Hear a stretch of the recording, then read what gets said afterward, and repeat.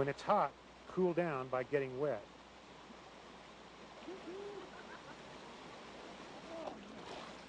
Save energy for that last uphill climb by pacing yourself from the very beginning. Mike, wait up! You're going too fast if you can't easily carry on a conversation. Weather can change surprisingly quickly, so be alert. During lightning storms, stay away from high points. Remember, if you get hurt, you're responsible for yourself, and the National Park Service isn't legally required to rescue you. Just had a bad stumble here, and my ankle's a bit swollen. Oh no, do you think you broke it? By and large, people who are hurt in the canyon should do all they can to rescue themselves.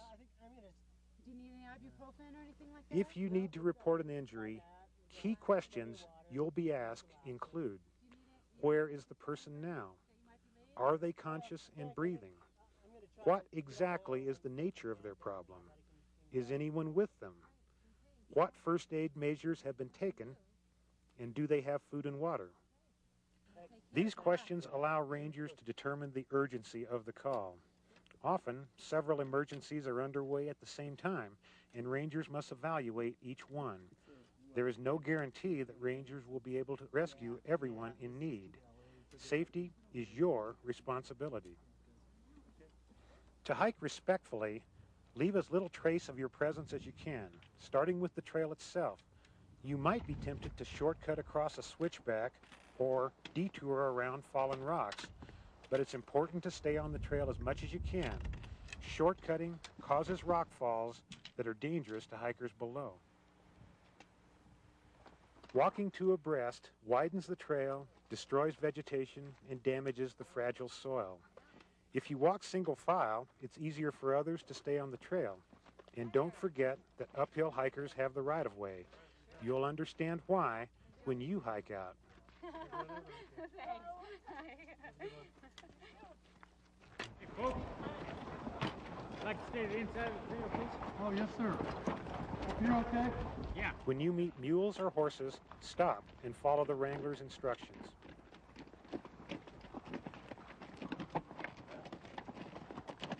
In general, off or on trail, leave the canyon just as you find it.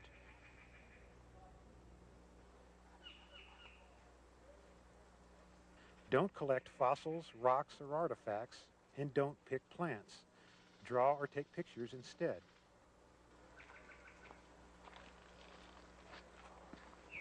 When you encounter animals on the trail, remember that it's illegal to feed them. Feeding wildlife causes them to become aggressive and sickly, and often leads to their death.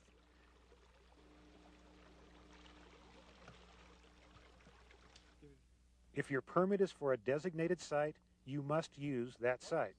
If your permit is for at-large camping, camp where others have camped before. Look for previously used campsites in sandy areas or on slick rock benches. These sites have compacted soil and little vegetation. Dry washes may look like good campsites, but become rivers in flash floods, so don't camp there. Yep, I think we might have our campsite. Ah, at least it's flat. Mike, wait a second. Look at this. Oh, wow.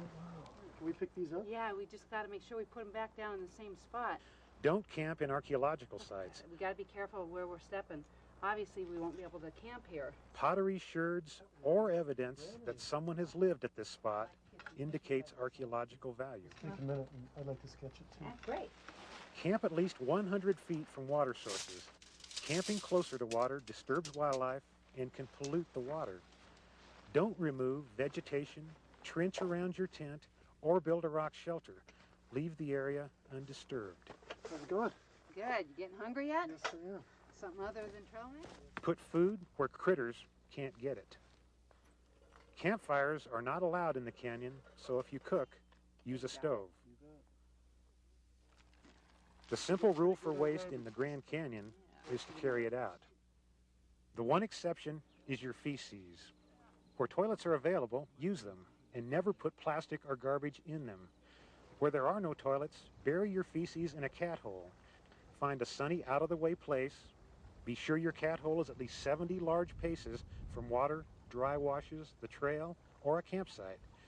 Use a small trowel to dig a shallow hole in mineral soil 4 to 6 inches deep and about 4 to 6 inches wide. After you've used the hole, cover it with the soil you dug out and disguise it with natural materials. Put used toilet paper or tampons in a sealable plastic bag and carry them out. Don't bury or burn them. Burning toilet paper has caused many wildfires. A small spark went over into a bunch of dry grass, and it immediately went on fire, and I tried to put it out, but it spread so quickly. Within seconds, it was a 10-foot wall of flames. I managed to get out okay, but I was really frightened that there were other people in the area or that the fire might spread. And when I went back to the fire site later, I found that there are all these beautiful trees there, 500, 300-year-old acacia and pinyon and juniper that were gone. And the only thing I would have needed to do is not burn my toilet paper. Wastewater from cooking and washing will foul streams and camping areas, so never wash in streams or pools. Minimize use of soaps. Scatter any wastewater at least 70 paces from water sources and campsites, and remove all traces of trash and litter. Leave the ground free of any trace of food and collect any scraps that fall inadvertently. Start your hike bright and early to take advantage of the cool of the day. Wow, look at the light.